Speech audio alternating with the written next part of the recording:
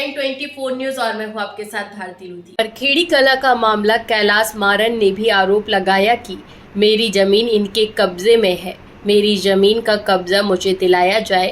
कैलाश मारन ने मौके पर पटवारी को भी बुलाया, लेकिन मौके पर नहीं पहुंचे अधिकारी। ऐसी स्थिति में दोनों पक्षों में विवाद की स्थिति निर्मित हो गई थी, लेकिन समझदार लोगों ने समझाया। इसके बाद में स्थिति पर काबू पाया गया।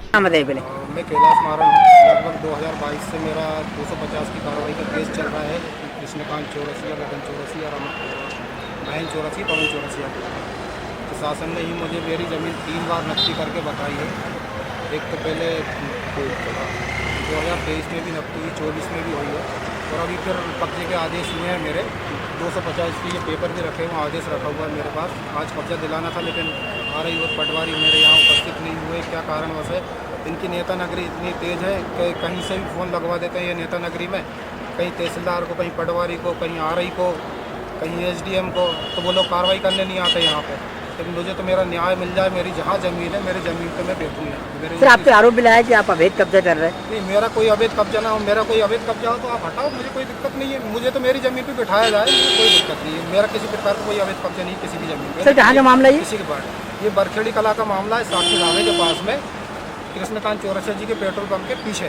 जबकि पेट्रोल पंप भी उनकी 10,000 स्क्वायर फीट जगह है, लेकिन वो बैठे हैं 60 डिसमल के ऊपर, और वैसे ही अवैध कब्जा करके बैठे हैं साक्षी ढाबे की बगल वाली ज़मीन पे भी। रास्ते के ऊपर भी कब्जा है, आगे भी कब्जा है। वो कम से कम 10,000 की जगह 1 एकड़ पे कब्जा करके बैठे हैं, और मुझे उल्टा आरोप लगा रहे हैं कि मेरी ज़मीन पे ये कब्जा करके बैठे हैं। सर, आपकी कितनी जमीन है यहाँ पे? मेरी यहाँ पे लगभग 30,000 स्क्वायर फीट, 29,681 आपको 30,000 स्क्वायर फीट जमीन चाहिए? हाँ, लगभग 30,000 के समथिंग है मेरी।